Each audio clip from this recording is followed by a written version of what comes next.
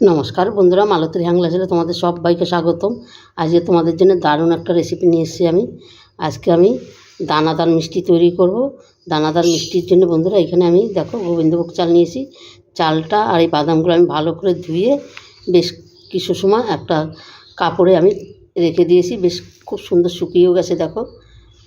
আর এই দানাদার মিষ্টিটা খেতে বন্ধুরা অসাধারণ হয়, কিন্তু তোমরা একবার এইভাবে বানিয়ে দেখতে পারো, দারুণ লাগে কিন্তু। এই দেখো এখানে আমি একটা কড়াইও বসিয়ে দিয়েছি, এখানে বেশ কিছু ঘি দিয়েছি। এবার চাল আর বাদামগুলো আমি এখানে ভেজে নেব, আমি দিয়ে দিচ্ছি। আর এখানে তিনটে এলাচ দিয়ে দিলাম, এলাচ না তো লবঙ্গ, হ্যাঁ এলাচ, আমি ভুলে যাই এলাচ লবঙ্গ দারচিনি এগুলো কোনটা কি আমার তো এক সময় খেয়াল থাকে না। আর এই দানাদার মিষ্টিটা বন্ধুরা তোমরা যদি মনে করো তেল দিয়ে চালটা ভেজে নেবে, কিন্তু সেরকম একটা স্বাদ আসবে না। যেরকম বলে না যেরকম গুড় সেরকম মিষ্টি, তাই একটু যেরকম ভালো জিনিস দিয়ে তৈরি করবে সেরকম খেতে কিন্তু অসাধারণ লাগে কিন্তু। আর এই দানাদার মিষ্টিটা কিন্তু একবার বাড়ির লোককে বানিয়ে দিলে না মুখে ওদের লেগে থাকবে, তখন ওরা বলবে না যেন আমি অন্য কোনো কিছু মিষ্টি খাবো। চালটা আমি ভালো করে ভেজে নিই, এটা খুব একটা লাল করাও যাবে না বন্ধুরা। চালগুলো দেখো বেশ সুন্দর আমার লাল লাল করে ভাজা হয়েছে, দেখো কত সুন্দর হয়েছে ভাজা। দেখো বাদামগুলো ফাটছে ঠাস ঠাস করে। এবার আমি গ্যাসটা বন্ধ করে এগুলো ঠান্ডা করে আমি মিক্সিতে গুঁড়ো করে নেব। এত গরম দেওয়া যাবে না মিক্সিতে, তাই একটু ঠান্ডা করে মিক্সিতে গুঁড়ো করতে হবে।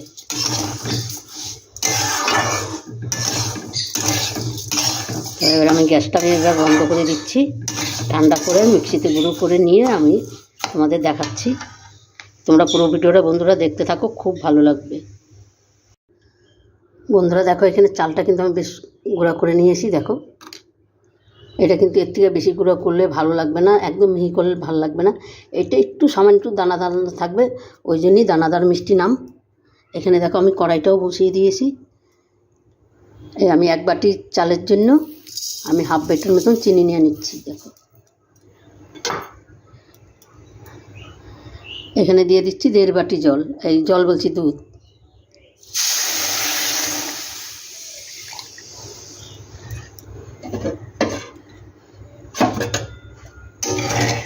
এবার চিনিটাকে একটু আমি ভালো করে একটু গলিয়ে নিই।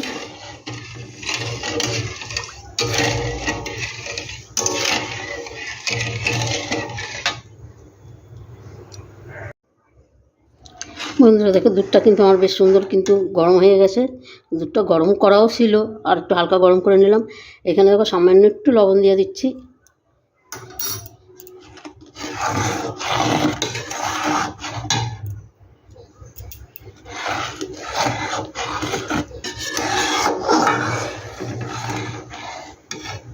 এবার আমি চালের গুঁড়োটা আমি দিয়ে দিচ্ছি। লাইটটা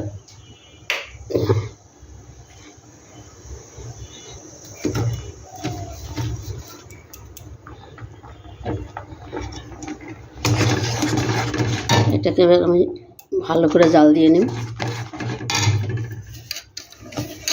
মিক্সিটার ভিতরে আরও আছে, এটাকে হাত দিয়ে বের করে দিয়ে দিই।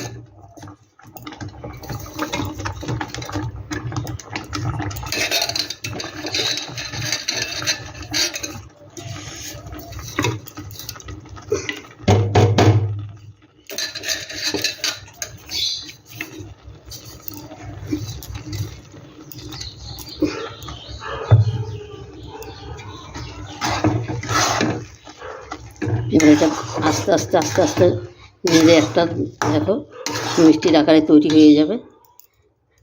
এখানে বন্ধুরা আমি দিয়ে দিচ্ছি 3টে গুঁড়ো দুধের প্যাকেট, 10 টাকা দামের 3টে গুঁড়ো দুধের প্যাকেট।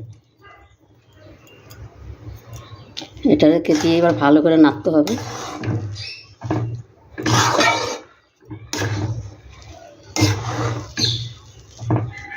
এবার সামান্য একটু ঘি দিয়ে দেবো।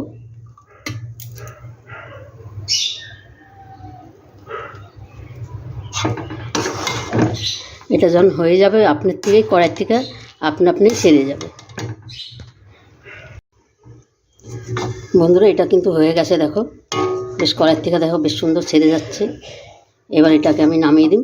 আর আমি নামাবো এই থালাটার মধ্যে আমি দেখো ঘি খেয়ে নিয়েছি, কিছু ঘি নিয়ে আমি ভালো করে মাখাই নিয়েছি চারিদিকে। তোমরা পারলে ওই কন্টেনারগুলো থাকে এইটাতে নামিয়ে নিতে পারো, তারপরে তোমার ওই কেকের মোল্ডে নামায় নিতে পারো, কিন্তু আমার এইটাতে আমার সুবিধা হয়, তাই আমি এটাতেই নামিয়ে নিই।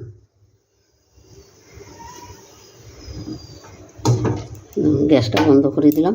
এটাকে আমি গরম প্রচুর।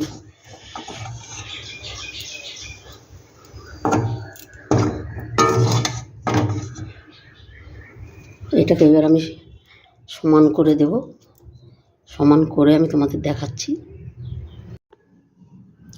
বন্ধুরা দেখো দানাদার মিষ্টিটা কত সুন্দর হয়েছে, দেখো পুরো ঠান্ডা হয়ে গেছে, অসাধারণ হয়েছে। কিন্তু বন্ধুরা রেসিপিটা ভালো লাগলে তোমরা লাইক কমেন্ট শেয়ার করো। এই একটা ছুরি নিলাম আমি, এই ছুরিটা দিয়ে এবার আমি পিস পিস করে কেটে দেখাচ্ছি।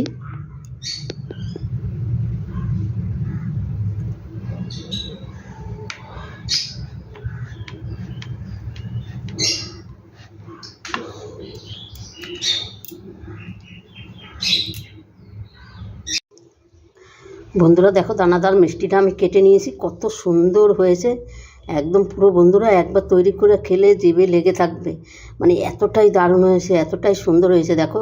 আর পুরো নরম তুলতুলে হয়েছে। বন্ধুরা অন্তপক্ষে তোমরা এইভাবে একবার করে দেখবে ঘরে, দারুণ। সবাই কিন্তু একদম খুব চেটেপুটে খাবে, সত্যি কথা বলছি। তবে বন্ধুরা আজকে আসছি, কালকে আবার নতুন কোনো ভিডিও নিয়ে দেখা হবে তোমাদের সাথে। তোমরা ভালো থেকো, সুস্থ থেকো, টাটা, বাই বাই।